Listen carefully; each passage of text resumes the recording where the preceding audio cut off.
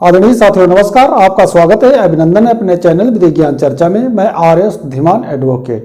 साथियों, आज का हमारा टॉपिक है, आज का हमारा विषय यानी आज हम चर्चा करेंगे उत्तर प्रदेश राजस्व संहिता 2006 की धारा 31 के संबंध में। तो साथियों, उत्तर प्रदेश राजस्व संहिता 2006 की धारा 31 के संबंध में बताया गया कि खतौनी होती है, जो जिसे फर्द भी कहीं कहीं कहते हैं, इंतखाब भी कहा जाता है और इसे अधिकार अभिलेख कहा जाता है। तो आज हम खतौनी के कॉलम नंबर 3 के संबंध में चर्चा करेंगे। तो साथियों, खतौनी में कुल 13 कॉलम होते हैं। पहले कॉलम में खाता संख्या और दूसरे कॉलम में खातेदार का नाम, उसके पिता का नाम और निवास स्थान अंकित होता है। तीसरे कॉलम में होता है भौमिक अधिकार प्रारंभ होने का फसली वर्ष। तो आज हम कॉलम नंबर 3 के विषय में चर्चा करेंगे। तो साथियों, जो हमारे चैनल पे हमारे व्यूअर्स नए हैं, अभी तक हमारे चैनल को सब्सक्राइब नहीं किया है, कृपया चैनल को सब्सक्राइब कर ले, वीडियो को शेयर करें और लाइक भी करें। तो आइए साथियों, देखते हैं उत्तर प्रदेश राजस्व संहिता 2006 भूमि विधि के अंतर्गत धारा 31 खतौनी अधिकार अभिलेख, जिसे हम फर्द भी कहते हैं और इंतखाब भी कहते हैं और अधिकार अभिलेख भी कहते हैं, खतौनी भी कहते हैं।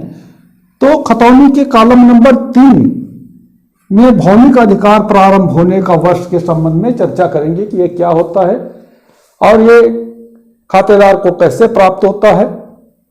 और इसके संबंध में हम 4 प्रश्नों के संबंध में जानेंगे। 4 प्रश्नों में ही हमारे टॉपिक कवर हो जाएगा खतौनी के कॉलम नंबर 3 के संबंध में, यानी कि भौमिक अधिकार प्रारंभ होने के वर्ष के संबंध में। तो पहला प्रश्न बनता है, भौमिक अधिकार प्रारंभ होने का वर्ष क्या है? जब कोई भूमि, यानी कि जो भूमि किसी व्यक्ति के नाम नहीं है, वो भूमि सरकार की मानी जाती है। तो जब सरकार अपनी भूमि को किसी भी प्रकार से, यानी कि घोषणात्मक वाद द्वारा या आवंटन के द्वारा किसी व्यक्ति के नाम जब करता है, तो उस खतौनी में भौमिक अधिकार प्रारंभ होने का वर्ष लिखा जाता है। कि कहने का मतलब है कि उस समय कौन सा फसली वर्ष चल रहा था जब किसी व्यक्ति को सरकार ने जमीन दी है, उस जमीन का आवंटन किया है या घोषणात्मक वाद के द्वारा दिया है, तो या फिर अन्य भी तरीके से यदि उसको प्राप्त हुई है, तो वो किस फसली वर्ष में प्राप्त हुई है, वो फसली वर्ष कॉलम नंबर 3 में लिखा जाता है, भौमिक अधिकार प्रारंभ होने का वर्ष।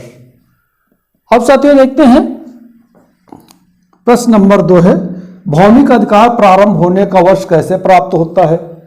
जब सरकार द्वारा किसी व्यक्ति के पक्ष में आवंटन या पट्टा किया जाता है या घोषणात्मक वाद द्वारा भूमि प्राप्त होती है, तो उसको उस खतौनी में उस फसली वर्ष, जो फसली वर्ष चल रहा होता है उस समय, वो अंकित कर उसकी खतौनी में दर्शा दिया जाता है कॉलम नंबर 3 में, जिसे भौमिक अधिकार प्रारंभ होने का वर्ष कहते हैं। अब देखते हैं प्रश्न नंबर 3, क्या भौमिक अधिकार प्रारंभ होने का वर्ष खतौनी का इतिहास बताता है? अब हम देखते हैं कि जो खतौनी में कॉलम नंबर 3 में भौमिक अधिकार प्रारंभ होने का वर्ष होता है, ये हमारी खतौनी का इतिहास बताता है। भौमिक अधिकार प्रारंभ होने के वर्ष से ही हम पता कर पाते हैं कि हमको सरकार द्वारा कब ये भूमि प्राप्त हुई है। और साथियों, यदि सरकार द्वारा जिस व्यक्ति को भूमि प्राप्त होती है, उस व्यक्ति के अलावा फिर उसमें चाहे जितने अंतड़ हो, कितने बार भी उसको बेचा जाए, वो जो भौमिक अधिकार प्रारंभ होने का वर्ष होता है वो चेंज नहीं होता है, बदलता नहीं है। वो वही होता है जब सरकार द्वारा किसी व्यक्ति को दी जाती है, उस समय क्या फसली वर्ष था, वो कॉलम नंबर 3 में, खतौनी के कॉलम नंबर 3 में भौमिक अधिकार प्रारंभ होने के वर्ष के रूप में अंकित कर दिया जाता है।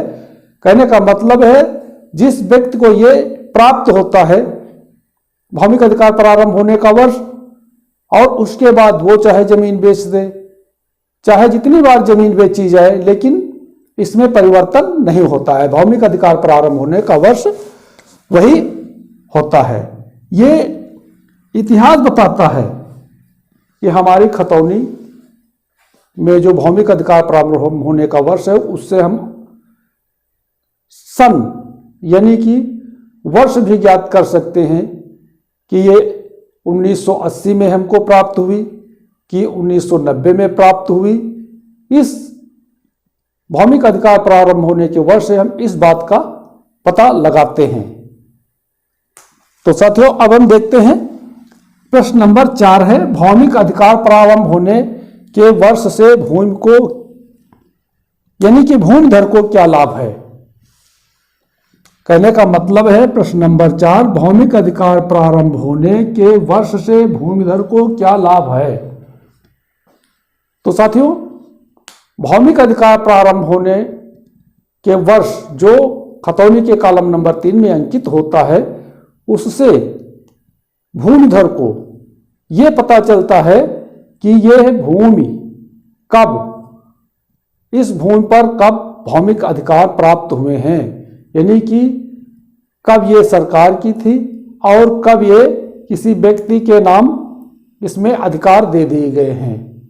तो इस बात का पता चलता है। और यदि कोई भी व्यक्ति जैसे कि क्रमशः खरीदता चला रहा है, 6, 7, 8 बार जमीन बिक चुकी है, एक से दूसरे के नाम, तीसरे के नाम, चौथे के नाम, 5वें व्यक्ति के नाम, इस प्रकार से होती चली आ रही है, तो जो लास्ट वाला आखिरी वाला व्यक्ति है वो इस बात का पता कर सकता है कि सरकार द्वारा किसी भूमिधर को यह भूमि कब दी गई थी, और इसी के आधार पे जो है वो अपनी खतौनी की लगातार जो भी स्थिति है उसका मुआयना भी कर सकता है और इस बात का पता लगा सकता है कि ये भूमिधर को सरकार ने किस रूप में दिया है, घोषणात्मक वाद से दिया है या पुरानी धारा 229B के तहत प्राप्त हुए है या धारा 122B4 के तहत प्राप्त हुई है, या ये भूमि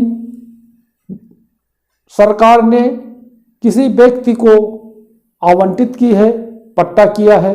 तो इस बात का पता लगा सकता है। ये भौमिक अधिकार प्रारंभ होने के वर्ष से भूमिधर को ये लाभ होते हैं। तो साथियों, आज हमने इस वीडियो में देखा उत्तर प्रदेश राजस्व संहिता 2006 भूमि विधि के अंतर्गत धारा 41 खतौनी अधिकार अभिलेख के कॉलम नंबर 3 में अंकित भौमिक अधिकार प्रारंभ होने के वर्ष के संबंध में। इसमें हमने प्रश्न नंबर 1 का चर्चा किया, भौमिक अधिकार प्रारंभ होने का वर्ष क्या है। नंबर 2, भौमिक अधिकार प्रारंभ होने का वर्ष कैसे प्राप्त होता है, इसमें जाना। और नंबर 3 है, क्या भौमिक अधिकार प्रारंभ होने का वर्ष खतौनी का इतिहास बताता है।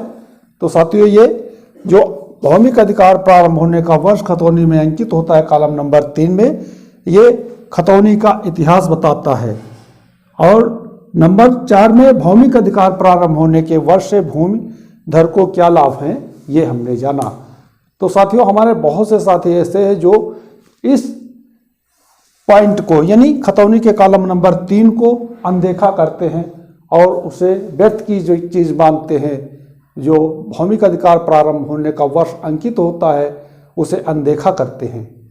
तो साथियों, आज हमने देखा और समझा, जाना, चर्चा किया उत्तर प्रदेश राजस्व संहिता 2006 की धारा 31 के संबंध में, यानी 31 में खतौनी फर्द या अधिकार अभिलेख के कॉलम नंबर 3 के संबंध में कि भौमिक अधिकार प्रारंभ होने का वर्ष क्या होता है। तो साथियों, हमें पूरा विश्वास है कि आप इस टॉपिक को पूरी तरह समझ गए होंगे। तो साथियों, जो हमारे चैनल पे हमारे व्यूअर्स नए अभी तक हमारे चैनल को सब्सक्राइब नहीं किया है, कृपया चैनल को सब्सक्राइब कर ले, वीडियो को शेयर करें और लाइक भी करें और साथियों कमेंट भी किया करें।